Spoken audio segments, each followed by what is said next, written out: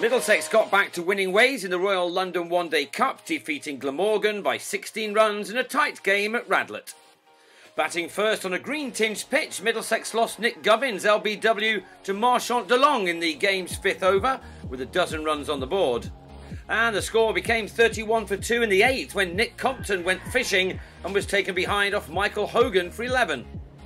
Adam Voges was soon enjoying himself, however, with some cultured stroke play, not being put off any by Glamorgan's bee-like kit.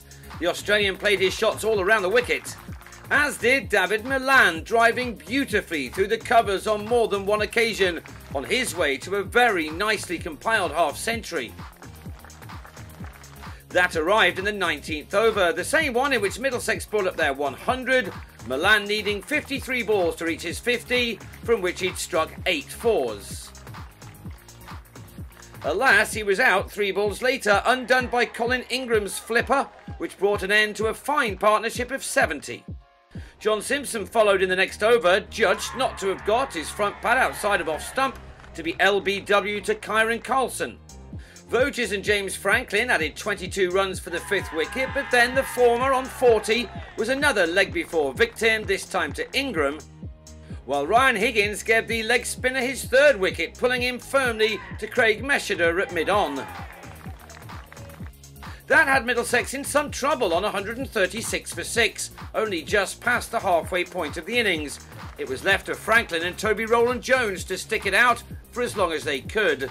In 10 overs together, they added 40 more crucial runs. Rowland-Jones was then another LBW victim to Ingram, out for 22, as the South African produced his best ever one-day bowling figures of 4 for 39. Glamorgan would have fancied wrapping up the innings quickly after that, but Tom Helm played a vital little innings, a list A best for him, supporting his skipper Franklin really well as they took the total beyond 200.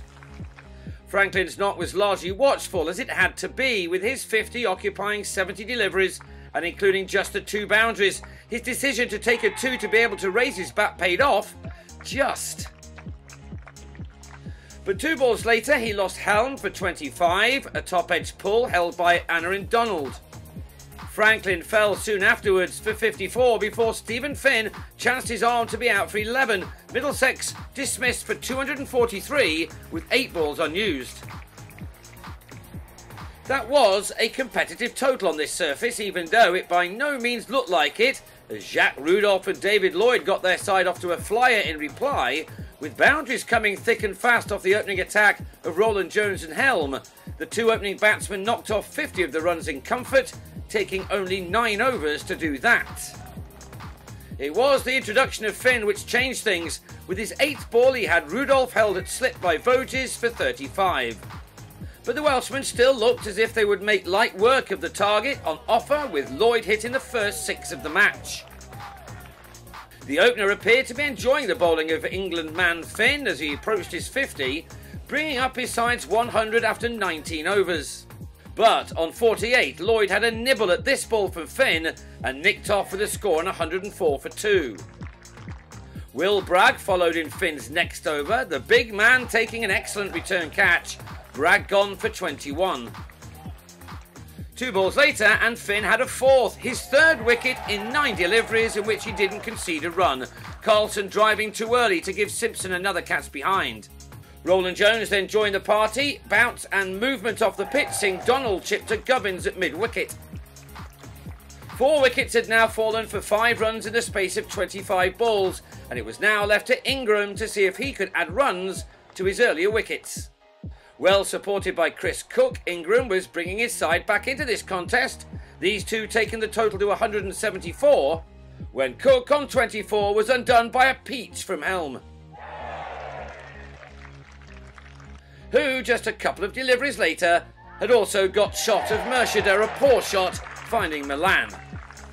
De Long threw the bat to good effect to add 35 runs with Ingram, who reached his 50 off his 55th ball, with his 4th boundary being added to his 1 maximum. With 6 overs left, Glamorgan needed 31 with 3 wickets in hand.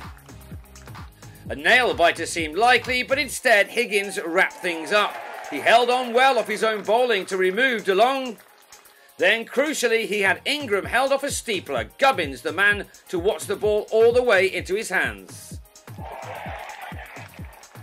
19 then were required off the last over, and with the third ball, Higgins was rewarded for bowling straight to end with 3 for 32. Finn taking 4 for 39, a great effort from both. It was nervy, but Middlesex took the game by 16 runs, Glamorgan all out for 227. The points put Middlesex up to 5th place in the group with 2 to play. They must win them both, starting with Essex in Chelmsford on Friday.